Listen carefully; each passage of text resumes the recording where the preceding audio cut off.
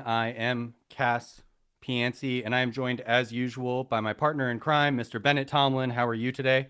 I'm doing great, Cass. Little frantic, little bit like I wish the news would stop coming for just like a little while so I could sleep, but otherwise good. How are you doing? Finally dried out? Yeah, it's briefly. We're gonna just rain again tomorrow, but for now. Um, but besides you and me, boy, there's a lot of news going on today, and a lot of other people are having a much worse go of it than we are. Let me put it that way. We started the morning off with the offices of Nexo Financial, which we have discussed in previous episodes. They are a cryptocurrency lender, if you're not familiar. They have their own coin, Nexo token, whatever. And they had 15 of their offices in Sofia, Bulgaria, raided. That is the extent of the knowledge that we have at this point. Well, we've got a little bit more knowledge than that. And like, I still had some questions even after reading the existing reporting. Like, you mentioned the 15 offices, but it wasn't clear to me if all 15 sites were Nexo sites or if there's some broader hmm. organized crime investigation ongoing and some portion of the sites were Nexo sites and some portion of them were just the organized crime, right? And like that especially seems true since Nexo's trying to claim that the places raided were only doing back office stuff, payroll, HR, things like that. And it would surprise me if Nexo needed 15 different offices to accomplish that. Honestly, when I first heard the 15 sites, my thought was that they were running call centers to try to recruit investors like we had heard Celsius was doing. Mm. Um, but that they Nexo's claiming none of these were customer facing and was just back office. So that's weird. The other thing we do know is that the things they're being investigated for so far are supposedly money laundering, operating a bank without a license, connections to organized crime, tax crimes, and computer fraud. Plus, they've let slip that they think there was a terrorist financier moving money through Nexo's platform. Shocking, all of it. But okay, so that's the first piece of news. We will jump back to that and discuss it in more detail. We should also discuss some of the other lending platforms, just because I think it all comes back around. But the second piece of news that greeted me when I logged on to Twitter this morning is that our boy Sam Bankman-Fried has decided to start a Substack in the midst of a criminal trial. Uh, yeah. We're definitely going to go into that, but let's just move on to the third thing that seemingly just happened right before we decided to do this live stream, which is that Gemini and Digital Currency Group are both being is it straight up charged? I Genesis. think It's Genesis. Okay, it's Genesis. not DCG. Not yet. Right. Um, so these two companies are being charged by the SEC. Is that, am I getting that right? They're being Yes. charged. So it's not even Civil and investigated. like the SEC loves to say charged, but it's a civil charge, right? It's not a criminal charge. Right. But it still sucks. So we're gonna delve into that before we sign off today. But yeah, let's get started with Nexo. As you said, we know that there's some of these sites that have been rated. We don't know exactly what these sites are. We don't know exactly who's involved. We don't know exactly what's going on. We know the founders' names have been kind of dropped here and there. But I do want to say, so there's a couple things I want to talk about here. One, the Consumer Financial Protection Bureau previously was trying to deal with Nexo, and there was a long-standing back and forth between them and Nexo was trying to basically petition the courts to be like, nah, throw this out. This is BS. Back in November, the courts finally decided, no, this isn't BS. You guys are in big, serious trouble. You were definitely in violation of these laws, and we're going to nail you for it.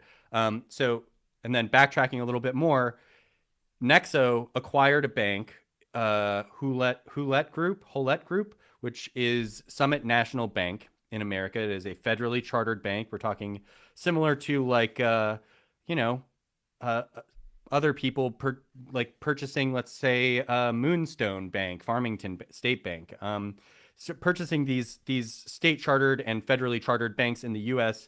to have access to US dollars, seemingly. And then they, in December, decided they were going to have a gradual exit from the US markets. Nexo did, which is odd considering they had just acquired a US bank, but okay. And then in January, we have their offices getting raided in Bulgaria. I think it is an odd turn of events. All of it is very weird. Maybe this is a con game where you're suggesting you're totally fine by doing something like acquiring a federally chartered bank. How they were able to even do that, I find stupefying. Talk to me about it. What are your thoughts on Nexo right now, man? I'm at a loss. I think one of the things I want to talk about is what they tweeted in response, which a bit down the thread, they get to this point where they say that some regulators have adopted the kick first, ask questions later approach. And then they continue in the same tweet and say that in corrupt countries, it is bordering with racketeering. Like, they seem to be accusing the Bulgarian authorities of trying to extort them in like their defense here, which is an ambitious strategy to take for the authorities of the country you are a citizen of and have been operating in. Like, to try to come out with your reasoning being they're just trying, they're the criminals, they're the mobsters, we're not organized crime, it's really the regulators who are.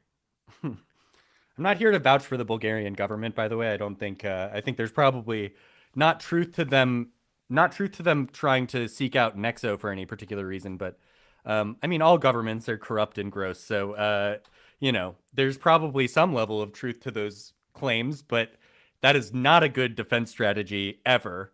And I don't know, they got to be thinking they're gonna leave. I mean, there's no way you stay in that country after you make claims like that, right? I mean, that doesn't make any sense to me. Like, they must not be there. I would presume.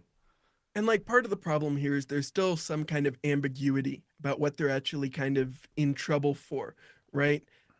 Are they in trouble because one person who sent money to ISIS was using Nexo and they didn't catch it, and like this was a larger performative raid related to that? Or were the 300 investigators and officers who participated in this brought in because this was a larger probe or inquest into some kind of organized crime, money laundering, or tax evasion scheme that they think Nexo is participating in? Like, it's not clear to me if Nexo is an accessory to the crime or the perpetrator, you know? Yeah. Yeah. I mean, you recently did a video about how tokens can be used for money laundering, whether they ICO or don't, kind of thing. Yeah. I mean, we've been calling out Nexo for a long time. These lending platforms, I don't know. I've been wondering how they've avoided the same kind of problems that BlockFi and Celsius had. I still can't fully understand. My hypothesis is that there's very few people actually using the Nexo platform. My hypothesis is that they have not fully evaded those problems. And if we go back to like the Kentucky State Securities Regulators cease and desist they sent to Nexo, in it, their investigators make the claim that if you ignore the value of Nexo token on the books for Nexo, they were insolvent, that they were effectively like Celsius in 2019, 2020, 21, or 2022, effectively insolvent if you ignored the value of their made-up asset, right? And if you look at the recent attempted acquisition of Vald by Nexo, where like the Vald executives came out and said Nexo wasn't providing the expected due diligence materials and that they were worried that Nexo may be insolvent or something like that, I think it's plausible that Nexo has not avoided as many of the problems as they've tried to convince people they have. Yeah, that could very well be true. Yeah, it's like a confidence thing, like I was suggesting with the other stuff. But I will say, oddly, maybe this just speaks to the disconnection between crypto and the real world.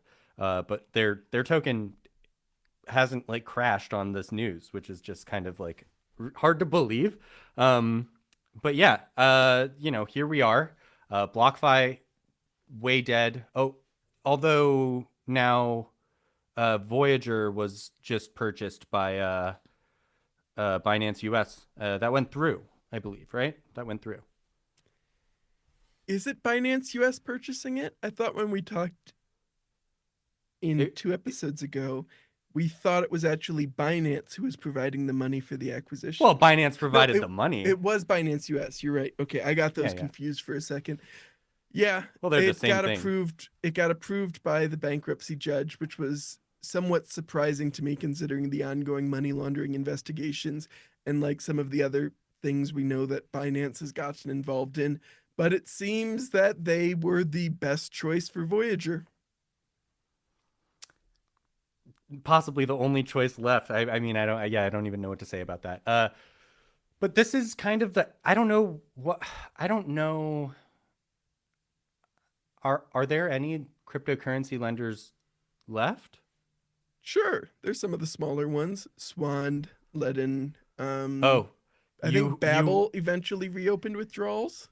You hodler, whatever it's called. Oh my God, the one reaching out to us. There's no big ones. None like there were. I mean, yeah, from when... Genesis, BlockFi, Celsius, Voyager, and have all blown up, and now Nexo just got raided. That's a lot. Yeah, it's a lot. It's a lot. So that was the start of the day. Let's move on to the second part of the day. SBF, man, wow. You know, people talk about tweeting through it. He's resorting to now, I guess, substacking through it.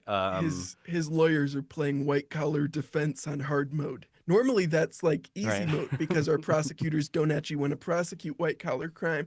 But right now they've got hard mode just because their specific client is a narcissistic sociopath. It's hard to even tell at this point. Yeah. We are not doctors, so I'm not going to make any claims about having any idea what the hell is going on in that kid's head. But kid is the wrong word. He's a grown ass man.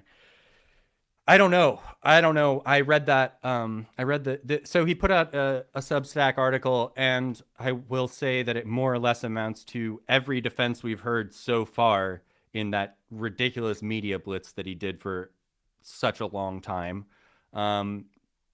He talks about how the balance sheet was definitely solvent for FTX US, how he thinks all of those people should have their money back. He said there was $8 billion in assets. He says a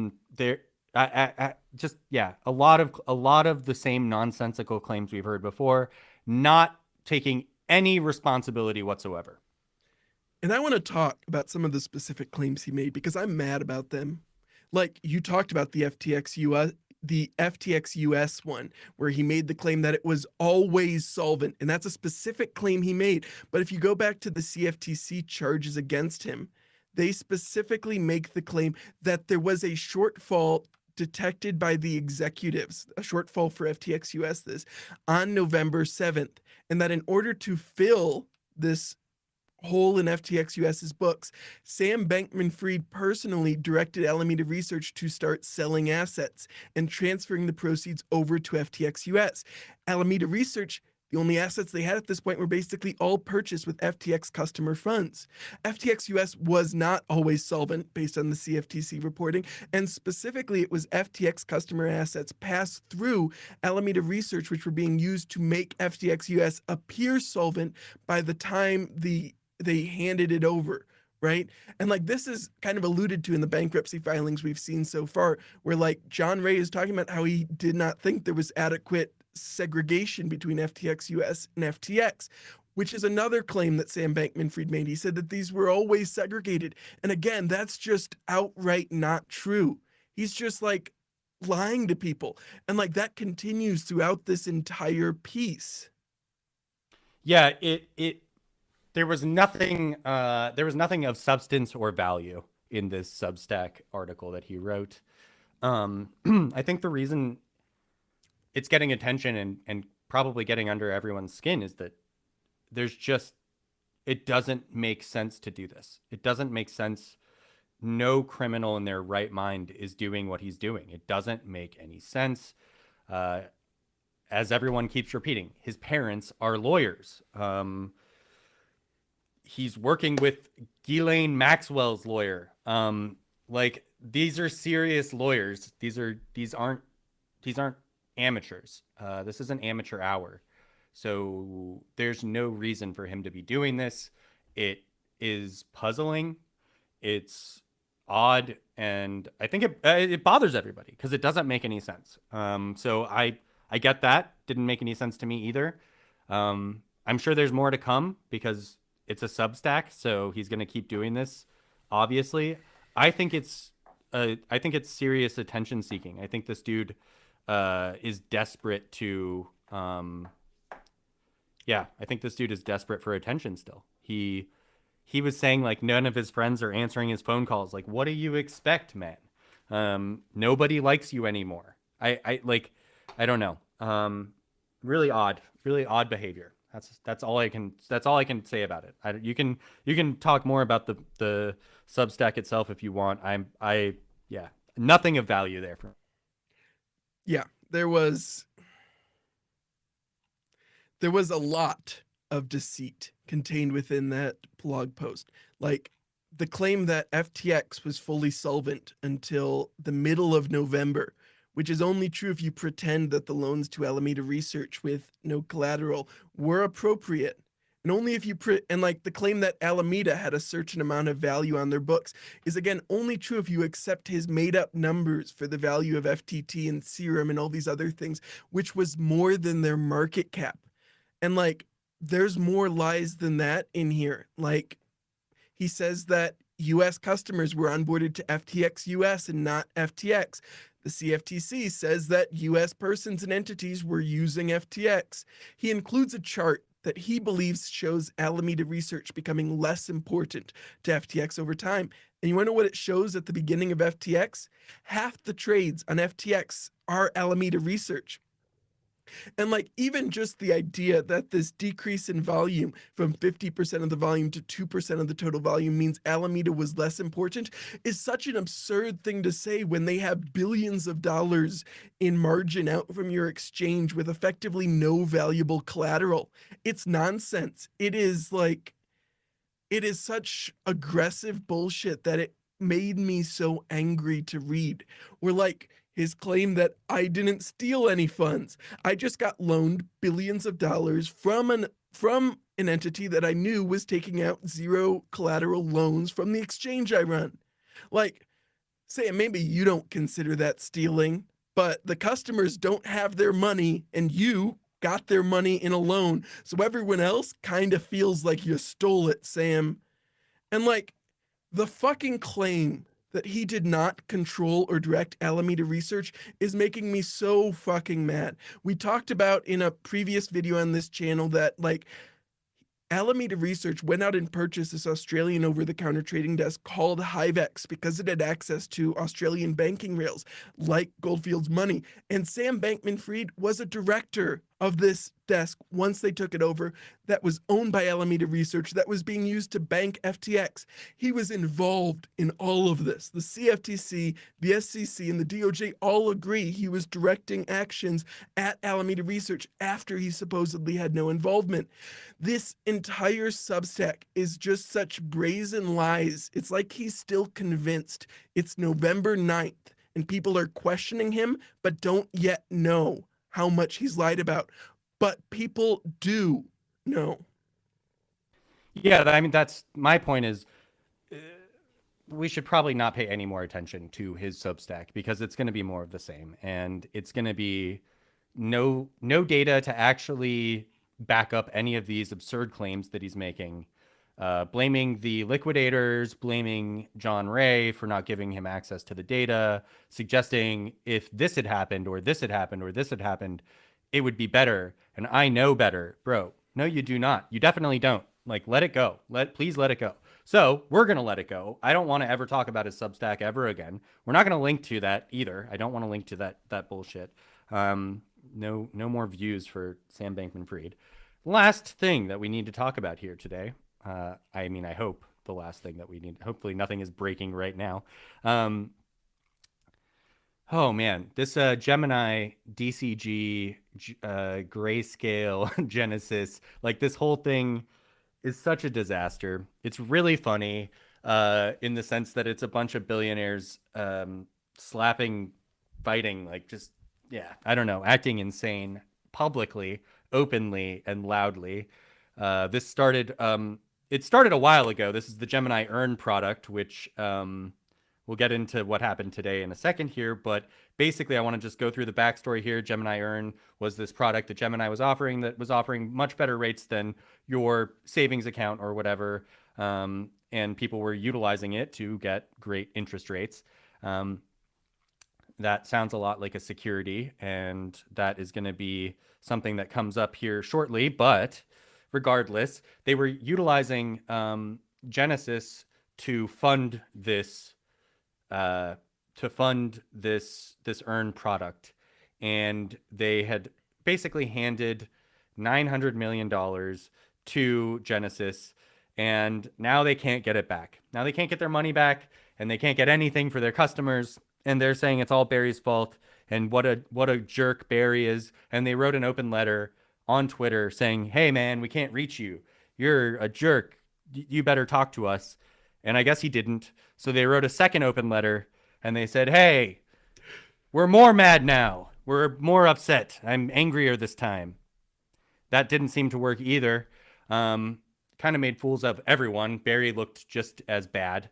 And the only person who really did anything ultimately was Gary Gensler. So let's talk about what happened just before we went live. Genesis and Gemini have been charged with selling unregistered securities because of the offering of the aforementioned Gemini Earn product, which makes sense, right? Like ever since Coinbase got the Wells notice telling them not to offer their Earn product, it's been pretty clear that the SEC has not approved of these lending products. We saw them take action against BlockFi. We saw them supposedly have investigations ongoing into some of the other ones. But now we're kind of at the moment where after Genesis has shut off withdrawals, after Gemini Earn customers have been without their funds for a month now? Is it over a month? A long time. Gary Gensler, the hero of the day, is stepping in to save us by charging these entities with offering unregistered securities. Yeah, it's infuriating. It's truly infuriating to me because it's such the somebody posted a meme where it showed like it's the classic, like the guy just like pouring champagne over himself and kissing the girl and getting excited by this trophy that he has, and ultimately he's in third place and acting this way, and the person in second place was the third place person was regulators, government regulators. The second place person was short sellers, and the first place person was investigative journalists. And I think that's kind of the way it goes, right? Like we had all of this stuff come out and be known because of investigative journalists. We have short sellers shorting a bunch of this stuff. We've talked to Jim Chanos. He shorted Coinbase, at 60 something. So we have that already happening. And then while these companies are down, just dead on their own, lo and behold, here's the SEC to go ahead and kick them. And yeah, I don't know what to say about that. Like, great job, guys. It's better than nothing, I guess. I don't even know how to react to it, you know? Part of my frustration is that like I said, ever since Coinbase got the Wells notice, everyone has kind of known, right? Like at that point, Gemini had to be pretty sure that what they were offering was going to have the same problems that the SEC was telling Coinbase about. And during this period, you had a bunch of people on cryptocurrency Twitter and other places talk about, oh, so Coinbase can't offer this, but all these other places can do this. And at the time, I remember saying like, I don't think they can do it. I think they're going to get in trouble with it.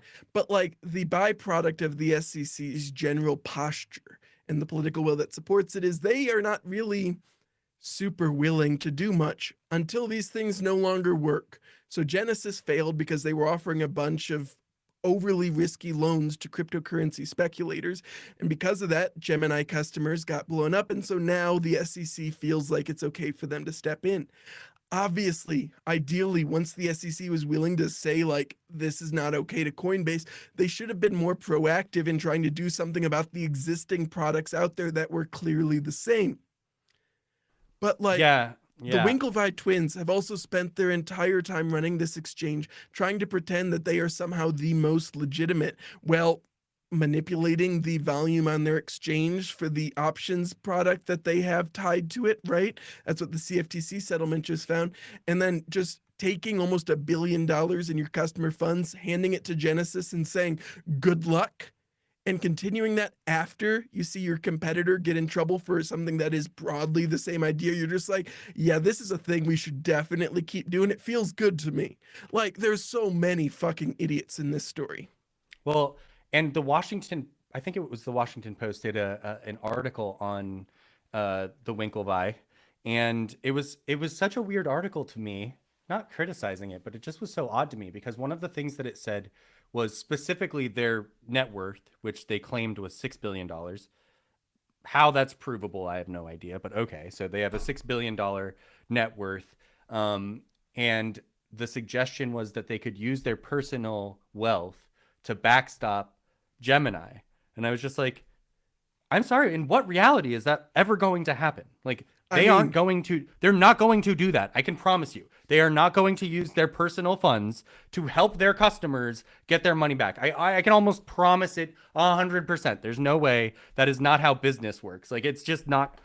And I want to know, do they have $1 billion in cash to just give to their customers? I doubt it. I really doubt it, but I'd love to see it. I hope they do that. I hope they do it.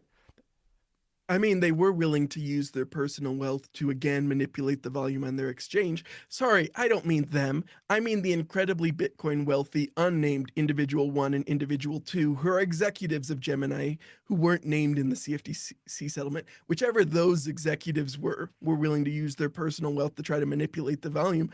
But you're right. There's no chance they're going to step in and make their customers whole because they feel like it's not their fault. They trusted Barry. Look at his face. He's got such a trustworthy face. How can it be their fault for giving him $1 billion? It's pretty absurd. It's all of it is very absurd. Couldn't have happened to a more deserving group of lads, I would say. I feel bad for customers. I think it's a bummer that they're involved in this. That sucks. I'm sorry for them. Retail, I never like to see retail get hurt, but billionaires flailing about like a bunch of idiots is always funny to me. So, it's crazy. It's crazy. And Gemini, I never expected to say out loud that Gemini looks like it might be in some trouble here. I mean, who knows what the outcome of this is. It's not like they've ever had lots of volume and demand on their exchange or anything like that. But nobody ever suggested that they might get in some serious trouble and lose a lot of money. Sounds like that's what happened. And then Barry, who's been around forever, yeah. I think I said the other day, I feel like John Ray III is the only adult in the room. In the entire industry almost. It's like these guys who are supposed to be grown men are not behaving like grown men. And it also made me think of how the Gemini twins did their band in like last year, where it's like reflecting on stuff like that now is just so, it's like SBF, where you like reflect on all the political donations, you reflect on all the effective altruism, and you're like, oh man, you just like were trying desperately to ignore the huge problems that were bounding your way. I'm wondering if like these twins were doing their band stuff because they were just like, oh God, oh God, oh God, oh God, oh God, oh God, after Luna and Terra collapsed, oh God, which just reminds me of Do Kwon and Serbia. And everything connects, and I get I get more upset thinking about all of these people. Yeah. What do we think is going to happen now that they're both in trouble with the SEC? Do you think there's more to come out of this? I wonder if this is going to accelerate a potential declaration of bankruptcy for Genesis, because they've been effectively kicking that can since November when they closed withdrawals, right? And so it seems possible, probable to me that this ongoing engagement with the SEC may finally embolden enough creditors that we'll see them actually file for bankruptcy. Well, I specifically asked somebody why that hasn't happened yet. And they said, sometimes it's better for these things to not happen. It's better to not rip the Band-Aid off, as they say. And it's better to slowly peel it, and less people might get hurt. I don't know when that's necessarily the case, but maybe. Well, and like we've kind of talked about this before with Genesis and like other lenders, is there is, in theory, a gap between like a liquidity crisis and a solvency crisis, right? It is possible for a lender to become illiquid but still be solvent if the duration on their debts gets mismatched, right? And so it's possible that Genesis's problem looks more like a liquidity problem than a solvency problem, and they hoped by delaying until some of those more of those debts got paid and maybe they raised additional fundraising, they would be able to prevent it from becoming a solvency problem. However, most people who claim liquidity problems are actually having solvency problems. At least in cryptocurrency, that seems to be the At case. least in cryptocurrency. Yeah, I mean, I think that covers the news for today. Who knows what tomorrow brings, but I think that pretty much covers it. Is there anything you wanted to circle back to? Any other things you wanted to bring up? No, just make sure you hit that like button, hit that subscribe button, and share it with 3 friends. You can get airdropped your appropriate amount of Castcoin once the whitelist is done and we're ready to actually go live. Yeah, it's beta. It's still beta. Yeah. But if you don't hit the like button, you're not going to get the coins. So